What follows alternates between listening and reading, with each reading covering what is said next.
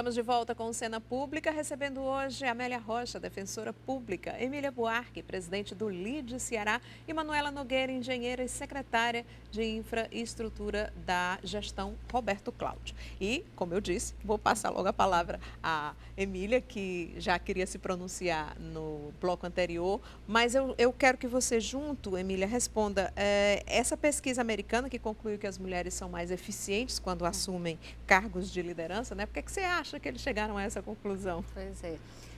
Eu ia, inclusive, resgatar alguns dados também de pesquisa, para não mostrar também só o lado positivo. A gente está muito assim imbuída desse espírito de que é importante, que dá certo e que se a mulher for firme vai dar certo, mas tem também, obviamente, o lado negativo, né? Então, eu estava lendo recentemente uma pesquisa que dizia da rejeição de homens e mulheres à liderança feminina, que nas empresas 31% dos homens rejeitam a liderança feminina e 24% das próprias mulheres rejeitam a liderança feminina.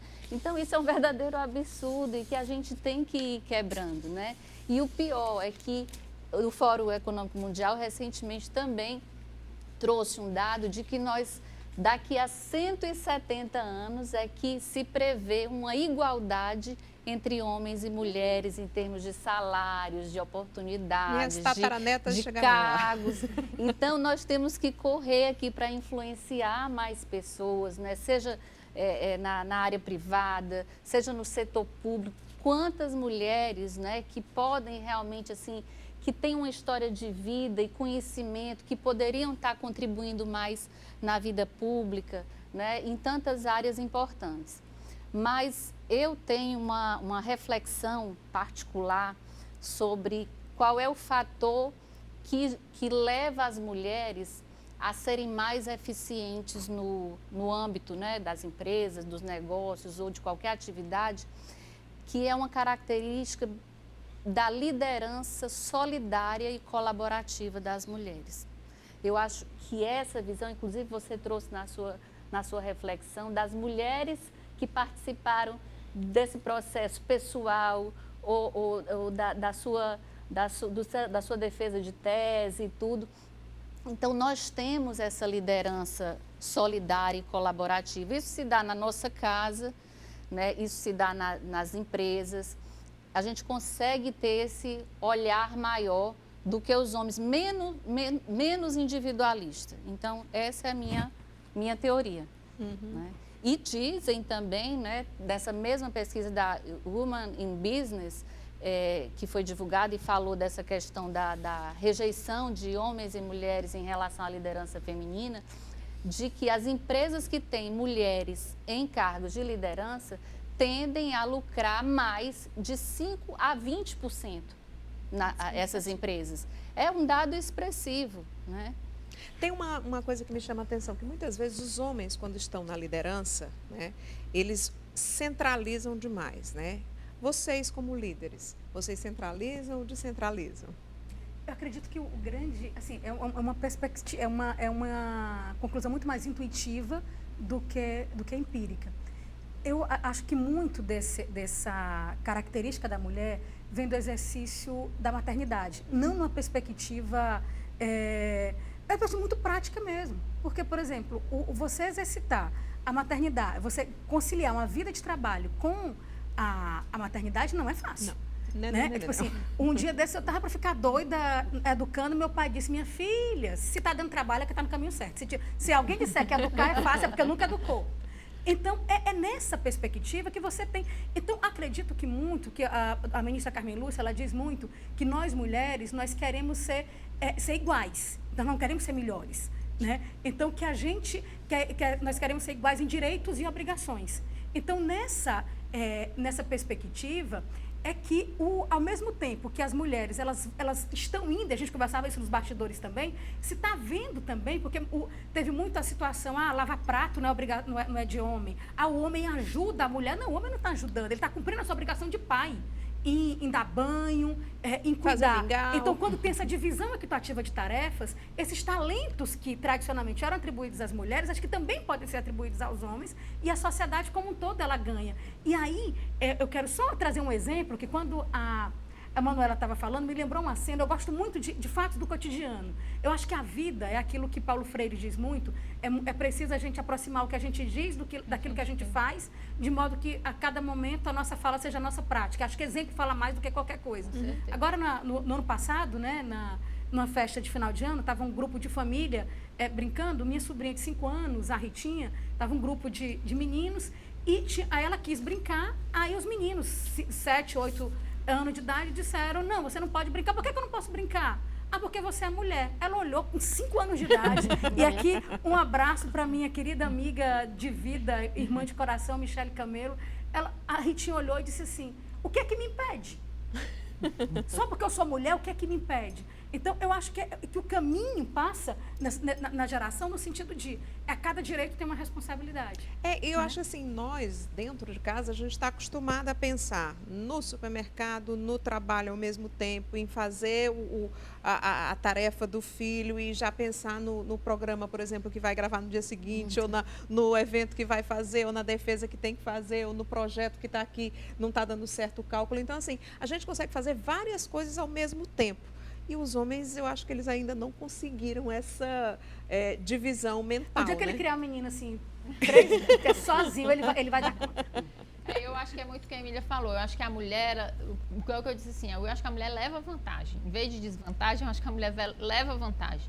Essa questão do agregar da mulher, do se preocupar com o outro, e como você diz assim, do delegar, você delega não é porque você não quer assumir a responsabilidade, é sim porque você quer ensinar as outras pessoas a terem responsabilidade também, e você trazer elas para o mesmo patamar seu. Assim, a mulher quando é líder, pelo menos eu não penso assim, eu sou a líder, eu sou a chefe aqui, os outros não, ao contrário. Mim, né? Eu tenho que trazer as pessoas para o mesmo nível que eu estou, porque aí vai ser mais fácil para mim, vai ser mais tranquilo, eu vou conseguir, né, chegar em casa à noite e dormir sabendo que eu tenho uma equipe ali embaixo, seja de homens ou de mulheres, que eles estão continuando o trabalho que a gente fez. E acho que a mulher ela tem mais isso, do cuidado, do carinho, da prestar atenção. E até eu digo assim, até mesmo na engenharia, eu disse, até para você falar mais forte, falar mais grosso, mais firme, você como mulher é mais fácil. Talvez fosse um homem, você levasse um tapa na cara, né? Assim, tinha briga, tinha não sei o que. A mulher, às vezes, eles mesmos recuam, dizem assim, opa, peraí, tem alguma coisa aqui que está estranha, porque não é natural, então se chegou a esse nível é porque tem alguma coisa estranha. Então, ou seja, pela conclusão de vocês, as mulheres conseguem ser melhores líderes porque elas lidam melhor com as relações interpessoais. Isso. Sim. E hoje eu acho que nada mais no mundo é mais importante do que as pessoas. Então, assim, não interessa se você tem um pós-doutorado, se você é mestre, não sei o quê, se você entende, se você não entende as pessoas, se você não tem capacidade de liderar as pessoas, se você não tem capacidade de entender as pessoas. Então, assim, hoje eu tenho 450 pessoas na minha equipe. Eu não posso querer que os 450 pensem igual, que o 450 agem igual. Eu tenho que buscar o que tem melhor em cada um deles. Então, se a pessoa não conseguir entender isso, seja homem, seja mulher, você não vai liderar ninguém. É igual assim, né? Eu não tenho filho, mas eu acredito que você tem filho. Cada um é uma personalidade e você vai buscar o melhor daquela personalidade. Você não vai querer que o Joãozinho seja igual ao Zezinho, que seja igual a Joana. Né? Cada um vai ter o seu melhor e você vai buscar o melhor para eles se completarem. Eu acho que é muito isso, e a mulher tem isso bem mais aflorado do que, vou dizer, a maioria dos homens, que também a gente não pode generalizar. Agora, a Manuela falou aqui da questão do tapa, né? Se fosse um homem discutindo com uma equipe, talvez chegasse às vias de fato, né? Mas como é que vocês conseguem resolver os conflitos? Cada uma na sua área. Não, o conflito é muita conversa e principalmente colocando a responsabilidade em cima da mesa. Não adianta chegar para mim com um problema, né? Assim, eu tenho um problema, e qual é a sua solução para o problema? Então, eu acho que o conflito, ele é muito, mesmo quando vamos dizer assim, é uma comunidade que vem questionar, né, o poder público, eu disse, sim, mas qual é a sua visão do problema? Como é que você acha que seria a melhor solução daquele problema? E o explicar. Então, eu acho que muitas vezes os conflitos é a falta de comunicação, né? Eu acho que dentro da defensoria você enxerga muito isso, né? A pessoa não entende nenhum lado, como você falou, o direito do consumidor e o empresário, está sempre o empresário achando que o consumidor quer demais e o consumidor achando que o empresário quer demais, porque um não procura se colocar no lugar do outro e ver. Então, acho que para mim, resolver conflitos é muito se colocar no lugar do outro e fazer com que as pessoas se coloquem também no seu lugar. Então, assim, Isso Emília. eu acho que não diz respeito muito a gênero. Eu acho que é mais de cada um, da personalidade. Mas eu concordo plenamente com a Manuela, que eu acho que falar com clareza, muitas vezes a origem dos problemas é a má comunicação, né? E acho também que a Amélia é a melhor pessoa para falar sobre esse tema. Eu concordo plenamente, me sinto muito contemplada na fala da Manuela e da Emília, porque eu acho que o conflito ele vem de erros de comunicação. Cada vez eu tenho mais convicção E por disso. que as pessoas se comunicam tão mal, Porque gente? a gente Eu não consigo, eu como pessoa da comunicação, do jornalismo, não sei. Mesmo dentro dos... A gente não se coloca na dor do outro, mesmo Soraya. Nós dentro somos muito das empresas de egoístas. comunicação Nós existe somos ainda isso. muito... A gente não consegue... Tem uma poesia que meu cunhado coloca muito no sentido de que amar é você conseguir enxergar o outro do jeito que ele é. A gente não está preparado para amar o outro de verdade. E outra coisa eu acho também, muitas vezes a gente não está preparado para escutar a verdade. E o outro quer nos proteger e prefere dizer com subterfúgios, em vez de diretamente dizer, isso aqui, infelizmente, eu não posso fazer por você, por isso, por isso, por isso. Ou então, aí não, você chega e diz, não, eu vou ver o que eu posso fazer, mas você já sabe que não vai poder fazer nada. Aí você também quer proteger o outro. Não quer magoar. E não quer magoar, é o que eu digo, tudo pode ser dito. Como Como se você diz? vai dizer, né, é que, por exemplo, eu recebo muita gente de comunidade assim, eu não vou mentir para você, isso não vai ser feito, por isso, por isso, por isso. Você pode sair daqui com raiva de mim, porque eu estou dizendo que não vai ser feito. Agora, com raiva de mim, porque eu estou dizendo que vai fazer e não ia acontecer, não vai acontecer, pior, né? entendeu? E é um processo. E é algo que a gente tem que entender muito aquela questão das feridas. Né? Tem que ver quando a ferida está muito aberta, até onde você pode ir. Eu tive um conflito na 14ª Defensoria Civil, que eu era titular, que era um conflito familiar, que envolvia posse de muito tempo. E o meu assistido não tinha razão. Mas a dor, a raiva que ele tinha do primo não fazia com que ele percebesse aquilo. Deixava cego. Completamente cego. Aí o que é que eu fiz? Eu desenhei, literalmente desenhei, o mapa lá, né, na questão tudo direitinho, e contei a história de rapaz, o atendimento que eu acabei de fazer aqui, olha aqui, aí contei a história todinha dele, contando como se fossem outras pessoas. É a constelação familiar, praticamente ali. Né? Praticamente. Aí, chegando, só mudei ali um pouquinho. Aí ele, não, doutora, mas não é possível, o homem não conseguiu ver isso. Aí a esposa dele já tinha notado que era a história dele. Fez a cabeça assim. Eu digo, seu João, o nome dele não é João, né? Eu digo, seu João, aqui não tem nada parecido com a história do senhor, não. Aí ele olhou. Doutora, a senhora me pegou, né? Aí olhou e disse, mas se eu não tivesse entrado com o processo, eu não tinha descoberto aquele documento. Ai, meu Deus, Aí, ainda queria ter mas você razão de alguma entendeu? forma. Eu tenho como que ele queria, porque queria que eu recorresse de uma sentença que, se eu fosse magistrada, eu teria aplicado aquela sentença. Aí, mas eu não quero que o senhor saia daqui com a sensação de injustiça. Eu quero que o senhor saia com a sensação de que a justiça foi feita, mesmo o seu pedido tendo sido indeferido. Né? Então, porque a grande questão é que, por exemplo, o meu papel como defensora pública não é ajuizar a ação. Não é uma ajuizar a ação, não é ganhar uma ação. É resolver um problema. E muitas vezes é a gente conseguir mostrar um problema. Né? E eu acho que é esse o nosso grande papel, e que é um processo. Emília, eu vou colocar... Você quer complementar? Eu vou colocar uma questão para você, já mudando aqui, indo para o lado do empreendedorismo, né? Feminino, porque mais da metade das empresas que nascem, que surgem com empreendedorismo, são de mulheres. Você é um exemplo clássico, né? Até porque ainda na tenra idade, né, como adolescente, 16 anos, foi emancipada para começar a sua empresa.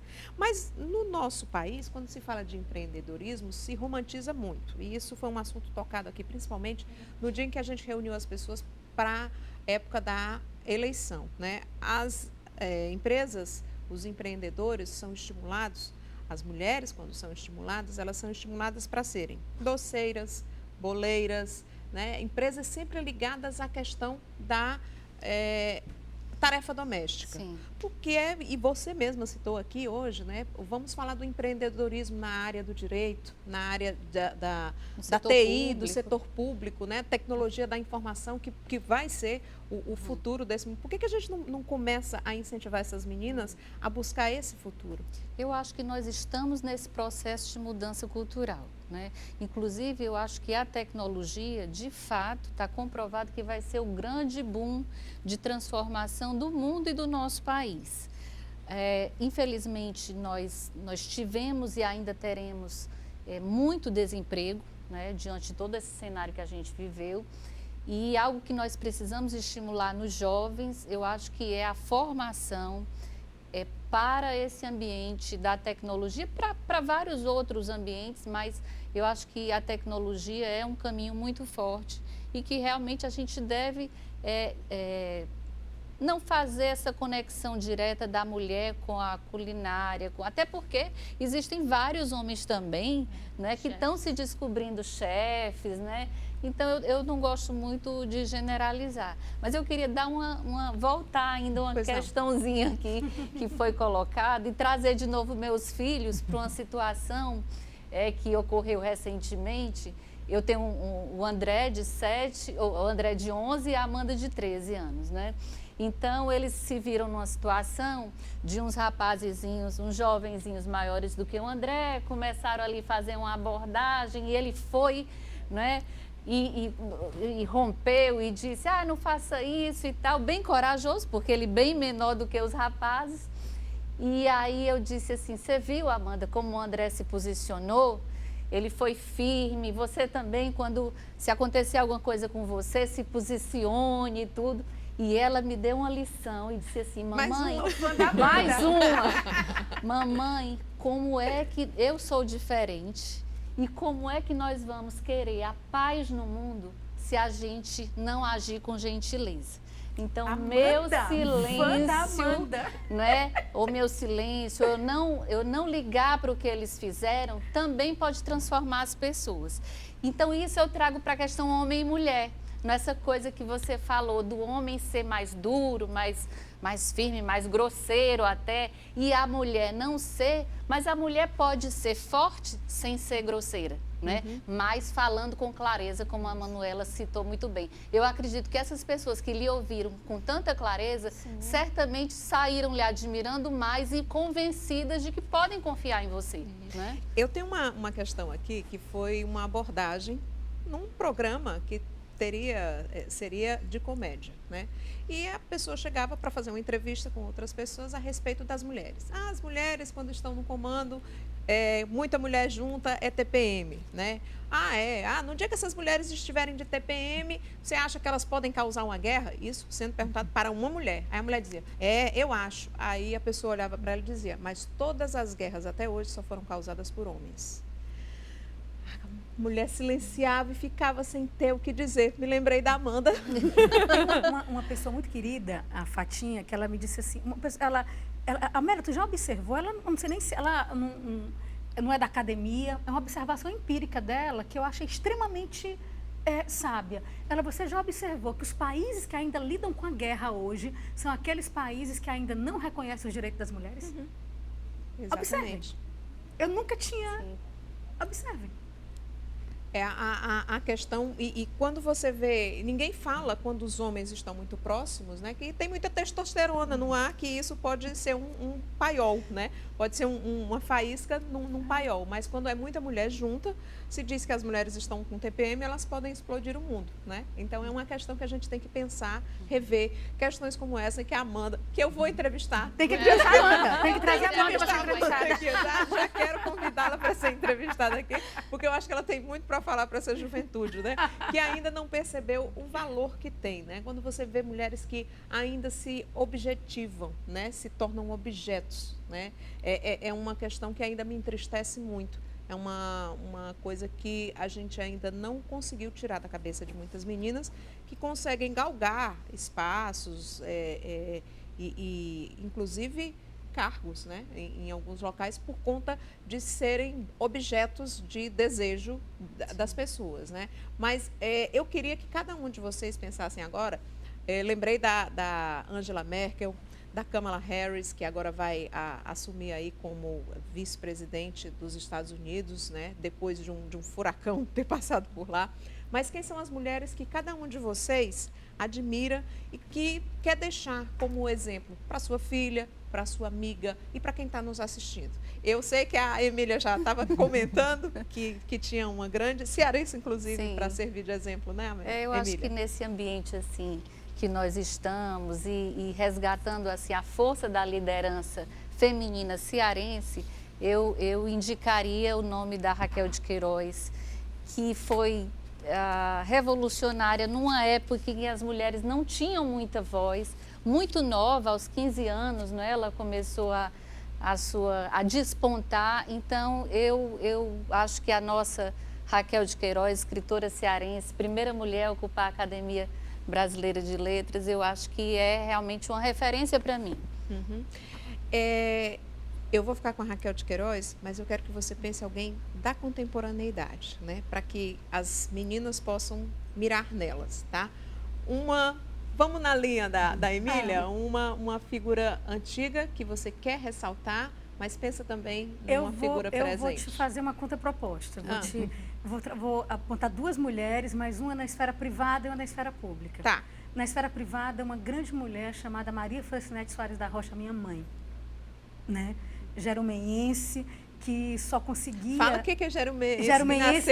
Jerumenhense é nascida em uma cidade pequenininha lá do interior do Piauí, né? Que, como ela dizia, só tinha dinheiro para comprar 2 vestidos, um para o festejo de Jerumenha em junho e um para o Natal, e sempre acreditou que a única herança que podia deixar para as filhas era o estudo, era a educação. Né? Então, se não fosse a mamãe, né? Inclusive eu estou lançando agora um livro com a tese do doutorado agora em janeiro, e é dedicado ao coração generoso, né? da minha mãe, que nunca deixou, que nunca mediu esforço para a educação das suas filhas. Né? Então, talvez, respondendo até a primeira pergunta, né, que você fez, como é que fez? Se não tivesse uma mãe tão valente pela educação das filhas, né, talvez eu não estivesse aqui nesse programa tão prestigiado, o Cena Pública, com essas 2 mulheres, com essas 3 mulheres tão grandiosas aqui no Ceará nesse momento. Então, primeiro, a minha gratidão à Francinete Rocha, minha mãe, né, Dona Nenete. E depois a Cláudia Lima Marques, gaúcha, professora doutora, reconhecida internacionalmente. Eu tive alguns anos no curso no Canadá, concorridíssimo, e o pessoal de 35 países para ver a palestra de abertura dela. Né? Então, a pessoa homenageada no Brasil inteiro, e que agora, às 6 horas, pelo Zoom, eu vou estar acompanhando, ela assume pela primeira vez, é a primeira vez que uma mulher assume a diretoria da Faculdade de Direito da Universidade Federal do Rio Grande do Sul. Olha. Né? Então, hoje, agora, 18 horas. Em 2020. Em 2020. Tá bom. Dois grandes nomes, né? A Emília ainda está me devendo um segundo nome, Manuela. Soraya, eu acho que a gente não... Para a gente mudar mesmo, a gente não tem que estar pensando em Raquel de Queiroz, e sim a gente tem que estar pensando que a Amélia é uma referência, a Emília, a Manuela, a Soraya. Então, eu acho que, já mais uma vez, quem é que tem que ser o exemplo? É a Manuela, é a Soraya, é a Emília, é a Amélia. Então, a gente também tem que assumir essa responsabilidade. Tipo, a Emília, né, dentro lá da área dela, a Amélia, você, eu, como a primeira mulher secretária de estrutura, o que a gente também é espelho para outras pessoas. Então, eu acho que o nome das mulheres são os 4 nomes que estamos aqui para a gente começar essa transformação. E não estar olhando para outras pessoas, e sim a gente olhar para a gente. Lógico que ter alguém para se espelhar. Eu digo assim, minhas 2 avós, minha mãe, minhas tias, como eu disse assim, eu sou uma família que eu não tenho primo, só tenho mulher, né, na minha família. Então, assim, total. Então, meu pai até brincava, que dizia lá em casa, até a cachorra era mulher. Então, lá em casa só tem mulher, só tem o idioma, até a cachorra era mulher. Mas eu acho que a gente tem que começar a se entender também como exemplo para outras pessoas. Quantas mulheres, quantas moças que estão iniciando nessa área do empreendedorismo não olham e veem ali, né, nessa área de eventos? Muitas vezes a pessoa começa ali, né, como assistente, né, aquelas moças, mas eu quero chegar onde ela chegou. Na defensoria, chega lá uma estagiária na defensoria, não, mas eu quero ser como a doutora é. Ela não fica pensando como era, né, a historiadora ou a grande, ela fica olhando, né, para você, para o que está mais perto. Eu acho que O que vai mudar a nossa geração é isso, é esse exemplo da mulher mais perto, não é o ídolo, a gente enxergar o ídolo, né, como a gente via, ou ídolos masculinos como, né, Ayrton Senna, a gente, aquele negócio da vitória, não, é a gente enxergar quem está do lado da gente como uma grande liderança e como um grande exemplo. Eu tô aprendendo demais aqui com vocês. Você é uma grande mulher, Carla Soraya. Eu concordo plenamente, mas teriam duas mulheres, eu fiquei aqui procurando o desafio aqui da Soraya, duas mulheres que eu conheço e acompanho, que são do momento presente, que falam muito sobre o que pode ser o nosso futuro. Uma é a Luísa Helena Trajano, trazendo para o mundo da atividade privada, que ela, independente do valor dela como empresária, ela destina boa parte do seu tempo para defender a diversidade, os negros, o direito das mulheres, e eu acho que ela é um bom nome para trazer nesse momento. E outra é a Viviane Sena, que inclusive tem muita ligação com o nosso Estado, fez e faz muito pela educação, e eu trago ela com a esperança de que nós tenhamos realmente meninas bem formadas, líderes, seguras, né, e que possam transformar tanto o nosso Estado quanto o nosso país.